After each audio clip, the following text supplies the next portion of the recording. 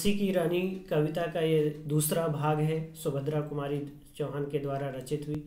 और जब आप पहला भाग सुन लेंगे तो उसके आगे का ये भाग है, जो कि एक ही पार्ट में काफ़ी बड़ी वीडियो बन जाती है, इसलिए मैंने इसको दो भाग में इसकी व्याख्या की है। तो वसंत पेज नंबर 72 से है। छिनी राजधानी दिल्ली की, लिया लखनऊ बातों बात, कैद पेशवा था बिठूर में, हुआ नागपुर का भी घात, उदयपुर तंजौर सतारा कर्नाटक की कौन विसात, जबकि सिंध पंजाब ब्रह्मा पर अभी हुआ था वज्र निपात। यानी 1857 में जो अंतिम मुगल बादशाह था बहादुर शाह जफर, उसको भी अपदस्थ कर दिया और उन्होंने दिल्ली की सत्ता अपने हाथ में ले ली। लखनऊ में जो नवाब थे, नवाब को भी अपदस्थ कर दिया और लखनऊ को बातों बात ही में ही ले लिया, यानी आसानी से अपने अधीन कर लिया अंग्रेजों ने। कैद पेशवा था बिठूर में, यानी महाराष्ट्र में जो पेशवा का पद जिसे मिलना चाहिए उसे बिठूर में कैद कर लिया, यानी नाना साहब के बारे में कहा जा रहा है। नागपुर का भी घात, नागपुर को भी अपने अधीन कर लिया। उदयपुर, ये राजघराने हैं ऐसे, उदयपुर तंजौर सतारा कर्नाटक, यानी इनकी कौन बिसात, यानी ये उनके सामने नहीं टिक सके।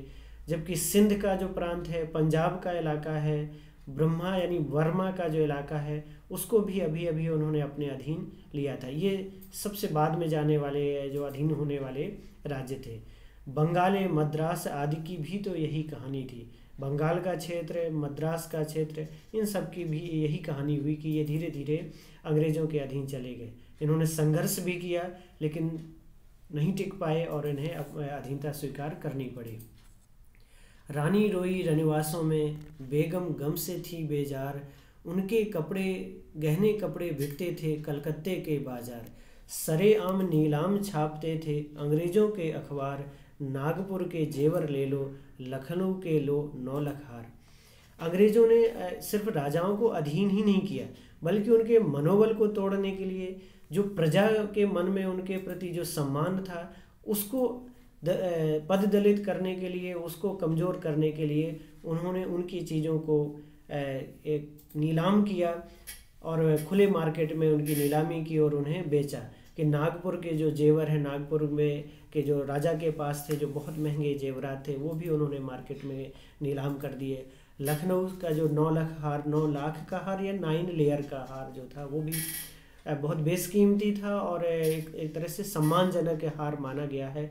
और कई सदियों तक इस हार ने अपना एक समाज में नाम रखा। तो रानी रनिवास में, रानी अपने राजमहल में रो रही थी। लखनऊ की बेगम भी गम से दुखी थी, उनके कपड़े गहने सभी कलकत्ते के बाज़ार में, कलकत्ता के मार्केट में बिक रहे थे और अंग्रेज़ अपने अखबारों में नीलामी के जो विज्ञापन हैं उसको छापते थे। तो ये एक तरह से आत्मसम्मान को ठेस पहुंचाने वाली बात थी। इस तरह से पर्दे की इज्जत परदेसी यानी दूसरे देश के राजाओं के हाथ बिक रही थी, दूसरे देश के लोगों के हाथों बिक रही थी। कुटियों में थी विषम वेदना, महलों में आहत अपमान, वीर सैनिकों के मन में था अपने पुरखों का अभिमान, नाना धुंधु पंत पेशवा जुटा रहा था सब सामान, बहन छबीली ने रणचंडी का कर दिया प्रकट आह्वान। कुटियों में यानी जो आम आदमी है, प्रजा है, वो भी वेदना से पीड़ित थी। महलों में जो सम्मान था वो भी आहत यानी घायल पड़ा हुआ था, अपमानित हो रहा था। वीर सैनिकों के मन में भी जो अपने पूर्वजों का स्वाभिमान था, सम्मान था, वो भी पीड़ित थे, वो भी दुखी थे, क्योंकि नेतृत्व के अभाव में कह सकते हैं या संगठन के अभाव में कुछ ऐसी कमियां रहीं जिसके कारण से वो अंग्रेज़ों ताकतवर होते हुए भी, शक्तिशाली होते हुए भी अंग्रेज़ों का सामना नहीं कर पाए। इसी 1857 का जो जब विद्रोह हुआ तो उसमें अलग अलग जगहों पर लोगों ने नेतृत्व किया। कानपुर में नाना साहब है जो धुंधुपंत जिन उनका नाम है, वो इसकी तैयारी कर रहे थे और उन्होंने कानपुर में संघर्ष किया। बहन छबीली यानी लक्ष्मीबाई ने भी रणचंडी यानी रण माने होता युद्ध भूमि, युद्ध की देवी का रूप आवाहन किया और युद्ध का बिगुल फूंक दिया। हुआ यज्ञ प्रारंभ। कौन सा यज्ञ? स्वतंत्रता का महायज्ञ प्रारंभ हुआ और इन सबको तो अपना बलिदान दे करके उस यज्ञ में सोई ज्योति जगानी थी, यानी आज़ादी की जो ज्योति थी, जो लोग सो गए थे या कहिए कि विस्मृत कर दिए थे अपनी ताकतों को या आज़ादी के महत्व को उन्होंने नहीं समझा था, उसको उन्हें नए सिरे से जगाना था लोगों के मन में कि आज़ादी बहुत महत्वपूर्ण है और इसके लिए अपने प्राणों का बलिदान दे करके भी प्राप्त करना पड़े तो करना चाहिए। महलों ने दी आग, झोपड़ी ने ज्वाला सुलगाई थी, यह स्वतंत्रता की चिंगारी अंतरतम से आई थी। झांसी चेती, दिल्ली चेती, लखनऊ लपटें छाई थी, मेरठ कानपुर पटना ने भारी धूम मचाई थी। महलों ने इस क्रांति का, इस युद्ध का, स्वतंत्रता संग्राम का नेतृत्व किया, यानी आग लगाई। और झोपड़ी ने ज्वाला सुलगाई। झोपड़ी में से आम जो जन थे और आम सैनिक थे, उन्होंने भी इस स्वतंत्रता यज्ञ में अपने स्तर से अपना बलिदान दिया, उस यज्ञ को आगे बढ़ाया। ये स्वतंत्रता की चिंगारी थी जो लोगों के हृदय से फूटी थी। अगर कोई व्यक्ति सिर्फ अपने जीवन के बारे में सोचता तो शायद वो युद्ध के लिए आगे नहीं बढ़ता। वो इस देश के लिए, इस आने वाली पीढ़ियों के लिए अपना बलिदान, इस यज्ञ में अपना बलिदान करने के लिए तत्पर हो रहे थे और ये प्रेरणा उनके हृदय से उत्पन्न हुई थी। झांसी चेती यानी झांसी में नेतृत्व शुरू हुआ, झांसी में चेतना आई। दिल्ली में बहादुर शाह जफर ने भी नेतृत्व संभाला।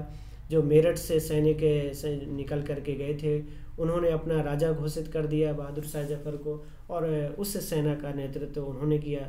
लखनऊ में बेगम जो हजरत महल है, बेगम हजरत महल, उन्होंने इस स्वतंत्रता सेनानियों का उन्होंने नेतृत्व किया। मेरठ के में जो सैनिक छावनी से सैनिक निकल करके गए थे, जिसमें मंगल पांडे जैसे लोगों ने जब बलिदान दिया, उसके बाद वहाँ से सैनिकों ने भी अंग्रेज़ों के खिलाफ विद्रोह किया। कानपुर में नाना साहब और पटना में वीर कुंवर सिंह नेतृत्व कर रहे थे, तो इन्होंने भी भारी धूम मचाई थी। जबलपुर जो मध्य प्रदेश में है, कोल्हापुर महाराष्ट्र में, वहाँ भी इस संग्राम को लेकर हलचल हुई और वहाँ भी लोगों ने अपने स्तर से नेतृत्व किया और ऐसे संघर्ष में अंग्रेज़ों से युद्ध किया। इस स्वतंत्रता महायज्ञ में कई वीरवर आए काम, यानी इस स्वतंत्रता के महायज्ञ में कई वीर पुरुषों ने अपना बलिदान दिया, जिनमें नाना धोंदो पंत, तात्या टोपे, अजीमुल्ला, ये एक बहुत बड़े वकील थे जिन्होंने नाना साहब का केस लड़ने के लिए ब्रिटेन गए और सुप्रीम कोर्ट तक उन्होंने केस लड़ा था। अहमद शाह मौलवी, ठाकुर वीर कुंवर सिंह जो बिहार में नेतृत्व कर रहे थे, ये ऐसे महत्वपूर्ण नाम हैं जो हमारे इतिहास में, इतिहास रूपी जो आकाश है उसमें हमेशा अमर रहेंगे, जिन्होंने स्वतंत्रता का संघर्ष प्रारंभ किया और देश को एक प्रेरणा दी और नेतृत्व दिया। लेकिन आज जुर्म कहलाती उनकी जो कुर्बानी है। अंग्रेज़ों ने उन्हें हमेशा एक तरह से देश के खिलाफ विद्रोह या देशद्रोही माना, लेकिन वो हम सब लोगों के हृदय में स्वतंत्रता सेनानियों के रूप में हमेशा याद किए जाएंगे। इनकी गाथा छोड़ चले हम झांसी के मैदानों में, जहाँ खड़ी हैं लक्ष्मीबाई मर्द बनी मर्दानों में। लेफ्टिनेंट वाकर आ पहुँचा, आगे बढ़ा जवानों में, रानी ने तलवार खींच ली, हुआ धुंध आसमानों में।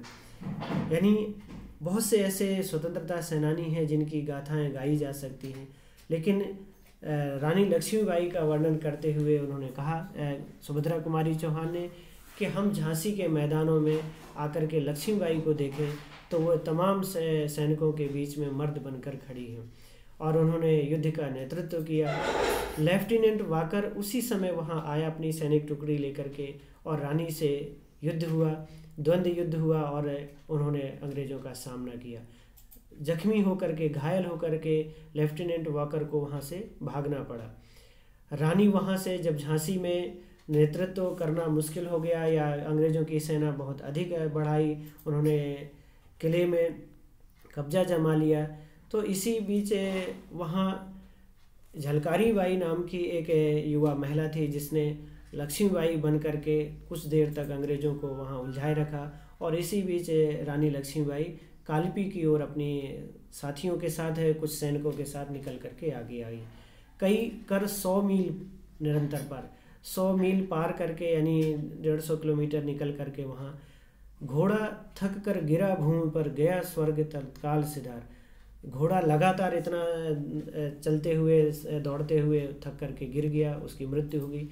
घोड़े की बात इसलिए भी यहाँ आती है क्योंकि वो रानी लक्ष्मीबाई के इशारे को, संकेत को समझता था। नदी नाले या कोई भी चीज़ हो, उसकी कोई उसे परवाह नहीं थी, लेकिन लगातार थकान से उसकी मृत्यु हो गई। और जब उनको दूसरा घोड़ा लेना पड़ा तो वह घोड़ा उतना कारगर नहीं हुआ और इसके कारण से भी उन्हें काफ़ी समस्या का सामना करना पड़ा था। यमुना तट पर अंग्रेज जो पीछा कर रहे थे वो फिर आ गए। वहाँ भी कालपी के किनारे जो बेतवा नदी है और ये बेतवा और यमुना का जो इलाका है वहाँ युद्ध हुआ और वहाँ भी अंग्रेज़ों को उनसे हार माननी पड़ी। विजयी रानी आगे चल दी, किया ग्वालियर पर अधिकार। वो ग्वालियर स्टेट जो आज मध्य प्रदेश में पड़ता है वहाँ जा कर के उन्होंने उसको अपने अधीन किया और वहाँ की सेना है और सैनिक साजो सामान है वो उनसे लिया। लेकिन वहाँ का जो राजा था वो अंग्रेज़ों का मित्र था, उनका समर्थक था। अंग्रेज़ों के मित्र सिंधिया ने छोड़ी राजधानी थी, यानी ग्वालियर को छोड़कर वो भाग खड़ा हुआ। विजय मिली पर अंग्रेज़ों की सेना फिर घिर आई थी। अब के जनरल स्मिथ सन्मुख था, उसने मुँह की खाई थी। कान्हा और मंदरा सखियाँ रानी के संग आई थी। युद्ध क्षेत्र में उन दोनों ने भारी मार मचाई थी।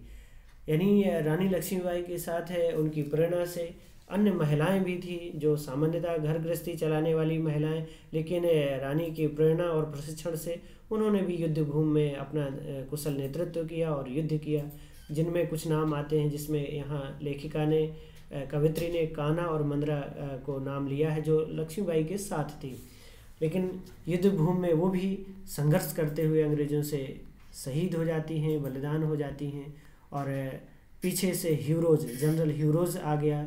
अब रानी घिर गई चारों तरफ से और उनका आगे बढ़ना मुश्किल हो गया। तब भी उन्होंने अपने कहते हैं कि घोड़े की जो लगाम है उसको दांतों से दबा करके और दोनों हाथों से तलवार लेकर के उन्होंने अंग्रेज़ों से युद्ध किया और रानी मार काट करती हुई सेना को पार करते हुए आगे बढ़ने लगी। किंतु सामने नाला था यह संकट विषम अपार। घोड़ा अड़ा, नया घोड़ा था, इतने में आ गए असवार। रानी एक शत्रु बहुतेरे, होने लगे वार पर वार। तो जैसा मैंने अभी आपको बताया कि नए घोड़े के कारण से वो आगे नहीं बढ़ पाया, नाला पार करना उसके लिए मुश्किल हो रहा था। तब तक सेना अंग्रेज़ों के पीछे से आ गई और विवश होकर के रानी को वहीं पर उनसे युद्ध करना पड़ा। रानी अकेले पड़ गई, सेना लगभग उनकी खत्म हो चुकी थी और अकेले शत्रु का सामना करते हुए वो युद्ध करती रहीं। अनेक बार उनके शरीर पर लगे, घायल होकर के गिरी सिंहनी, उसे वीर गति पानी थी। वो घायल हो गई और वहीं गिर करके वीर गति को प्राप्त हुई। उन्होंने इस स्वतंत्रता के संघर्ष में अपना बलिदान दिया। रानी गई सिधार, चिता अब उसकी दिव्य सवारी थी। मिला तेज से तेज, तेज की वह सच्ची अधिकारी थी। अभी उम्र कुल 23 की, मनुज नहीं वह अवतारी थी। हमको जीवित करने आई, बन स्वतंत्रता नारी थी। रानी की वहीं चिता लगाई गई, जो सैनिक बचे हुए थे और वो चाहते थे कि लक्ष्मीबाई का मृत शरीर भी यानी शहीद शरीर भी अंग्रेज़ों को हाथ ना लगे, क्योंकि वो उसे अपमानित कर सकते हैं। इसलिए उन्होंने चिता को ही अपनी अब सवारी बना लिया। मिला तेज से तेज, जो उनका व्यक्तित्व था, जो उनका तेज पुंज था, वो उस चिता की अग्नि के तेज में शामिल हो गया। जबकि अभी उम्र कुल 23 वर्ष की थी।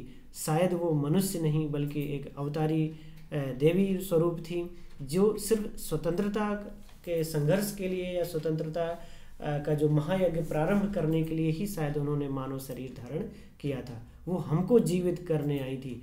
हम मीन्स यहाँ प्रजा, आम नागरिक, सभी देश के नागरिकों को जीवित यानी स्वतंत्र रहना ही जीवन है वास्तव में। और अधीन रह करके गुलामी का जीवन सिर्फ सांसें चल सकती हैं, चलती रहती हैं, लेकिन वो मरने के समान ही है।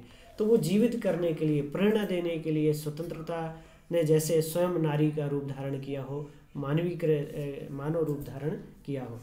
दिखा गई पथ, सिखा गई हमको, जो सीख सिखानी थी। बुंदेले हर बोलों के मुँह, हमने सुनी कहानी थी।